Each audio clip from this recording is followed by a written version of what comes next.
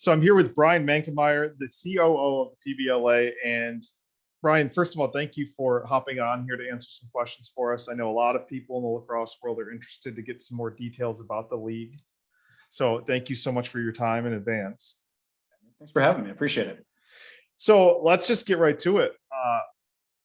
The PBLA is, just by the very nature of existing, a competitor with the NLL. So what makes you different from the NLL?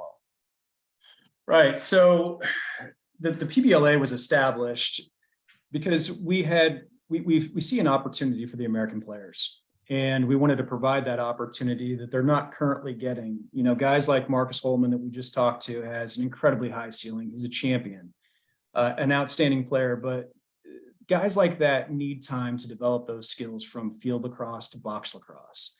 And the NLL is extremely competitive. You have Canadians that are coming in. Lacrosse is the national sport in Canada. And so when they come over, they're ready to play. They may not have as high of ceilings. They may not be as athletic or as fast, but they're ready to go right out of the gates. And so guys like Marcus or anybody else for that matter, American players, they need hundreds of hours to get up to that, that point where they can crack a roster, where they can eventually be an all-star. And unfortunately, the NLL doesn't have the time to invest in a lot of these players. And so they just don't make rosters. They're never afforded those opportunities. And that was the opportunity that we saw at the PBLA. Additionally, we looked at the evolution of lacrosse. Back in the 90s, the MILL days, they were selling out crowds. Average was 10,625.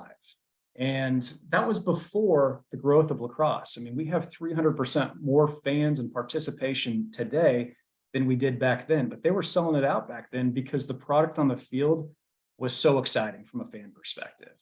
You had guys playing both ways. You had goalies with smaller pads making incredible saves because they had a tremendous range of motion.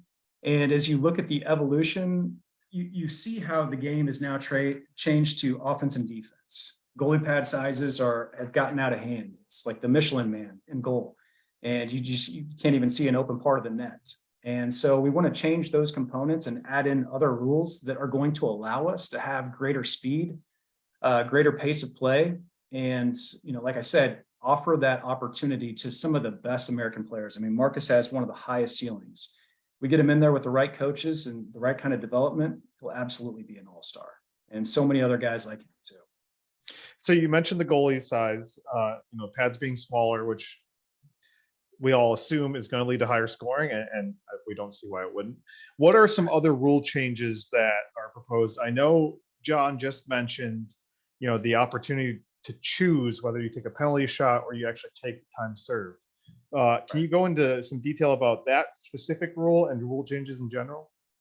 Absolutely. Yeah. So one of the rules that we had come up with, we had a rules committee that we put together. It was Hall of Famer Dallas Eliak, Neil Palace, who's another Hall of Famer. And then we had Bill Fox, who's a Hall of Fame referee. And Bill came to us with this idea that when I first heard it, I thought, okay, that sounds a little crazy.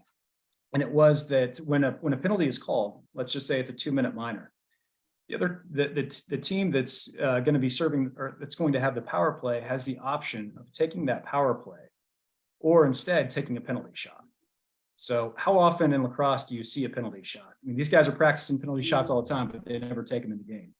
And how exciting is it for the fans? I would offer to say it's probably the most exciting moment in the game. So we decided to implement that. And from a coaching standpoint, there's a lot of strategy involved with that. How much time is left in the game? Are we up? Are we down? Do we want to accept the penalty in the 2 minutes? Or do we want to instead accept the penalty shot? So we love the idea. If it's a 5-minute major, they can either take a penalty shot in 2 minutes, or they can take those 5 minutes. So okay, we have it in place for all options. And again, this idea came about from a Hall of Fame lacrosse referee, and he's always wanted to do it. And the PBLA looked at it. We asked the coaches, and unanimously, everybody's like, "We love this," because it does. It puts more strategy in the coach's hands. Yeah. I've been pitching the same rule, but in reverse for basketball for years. Why reward a team that's losing by forcing a team to shoot foul shots? You should just be able to inbound the ball with some kind of advantage, but that's neither here nor there. So we've got some cool rule changes. I'm excited to see them, and I'm excited to track how they, how often it's used throughout the season and see. if the coaches are timid at first, or if it, they start to embrace it, or like you said, the losing team really uses it as an opportunity to try to get some quick goals and get back in the game. So hopefully, that reduces blowouts and things of that nature. So And so then as it relates to the goals and the goal size and the goalie pads, we took a look at that too. And again, we looked at the history, and goals used to be 4x4-6. And over time, as the goalie pad sizes have gotten bigger and bigger, it's forced them to now have 4x4-9 goals. And so it's really just an accommodation because the goalie pad sizes have gotten so big. So we've partnered with McKinney, who has a more streamlined goalie pad package, and will ultimately get that range of motion and help the goalies to rely on their athleticism instead of their sheer size. Back in the 90s, guys like Dallas Elliott made incredible saves, diving saves that you just don't see today, because the goalies now, they just play angles and they stand there. So now with these smaller goalie pad size, they have to be more active. They have to make those great saves that the fans want to see. And as a reward for, identifying now more athletic goalies, we are going to take the goals back to 4x4-6. So it won't be an inflation of goals. Instead, it's just going to be a better product on the field that fans are going to enjoy.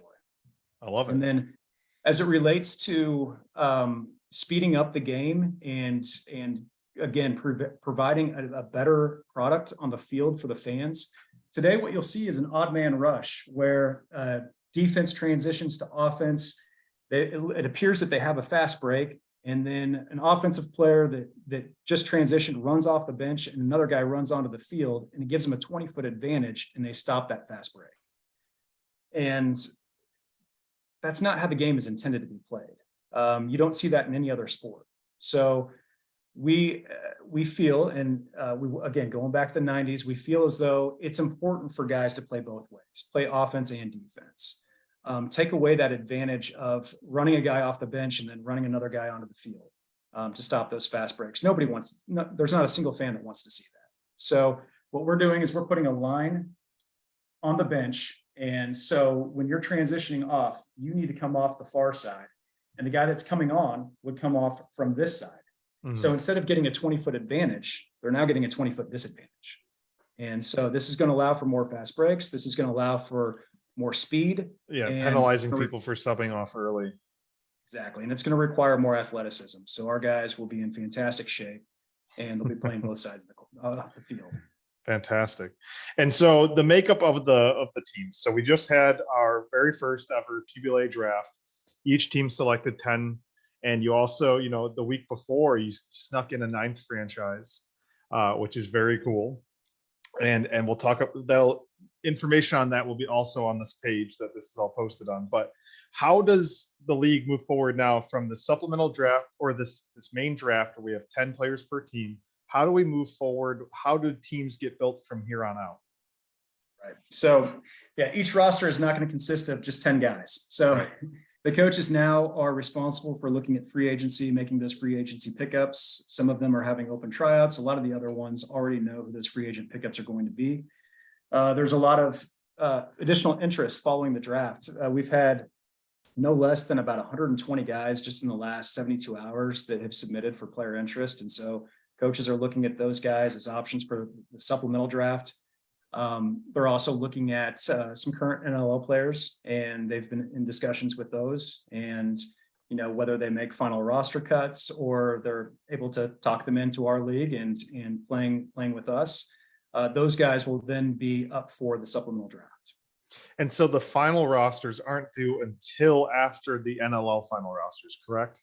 Which allows. That's right. So yeah, I believe that the November 28th is the deadline for NLL final roster cuts, and then we'll have our supplemental draft on December 1st. Okay, makes perfect sense.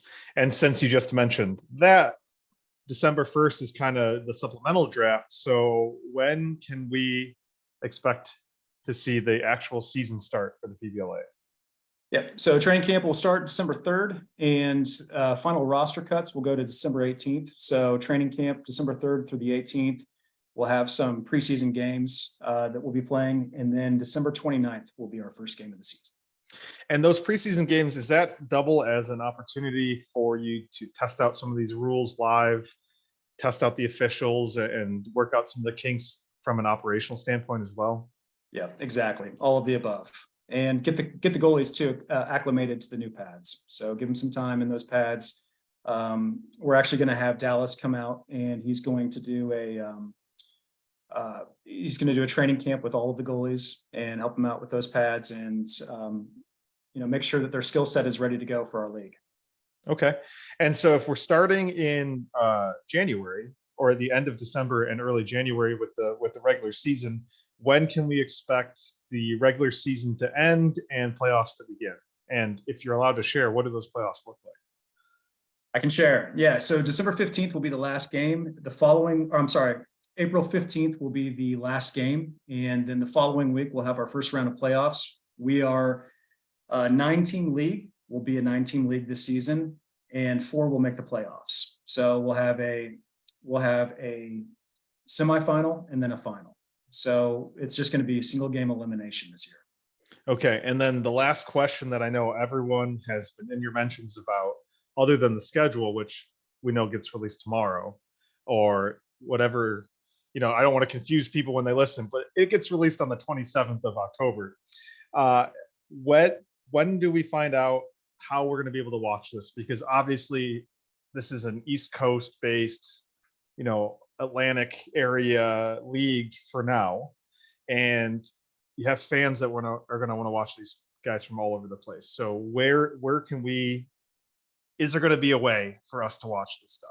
Absolutely. Yeah. So we've got a couple of different options, and we're actually working on a third right now that hopefully we'll announce in the next couple of weeks. But we've signed a partnership with LSN. So games will be aired on LSN. We'll have a game of the week. Sports TV will also be picking us up. And so we'll have games being played on Sports TV. We'll also have a biweekly show that we're doing with LSN that will start in November. So we're really excited about that. That'll tell a little bit more about the rules, highlight some of the coaches, talk about rosters, things of that nature. So we're really excited about that. But there's going to be multiple platforms where this can be watched, where our games can be watched, primarily LSN and Sports TV for right now. Okay, so most of the time when a fan goes to a game, they expect to show up, watch the game, leave. How is your league going to do it differently? Yeah, so we've coined this thing that we're calling fandemonium, and there will be fandemonium experiences. Depending on the venue, we'll have different fandemonium experiences. But what that looks like, just to give you an idea, is when you show up to the game, we'll either have a block party right there out in front of the arena that we've set up, or if we have space inside those arenas, we'll have pregame parties inside the arena that we've created exclusive experiences as well as just open fandemonium experiences. There will be different pricing and levels that we have on our websites where people can kind of choose their own fandemonium experience, whether it's a college kid going to the game and they want to have a college type fandemonium experience, or it's a family and they want to do a meet and greet with the players. So we'll have all of those options available.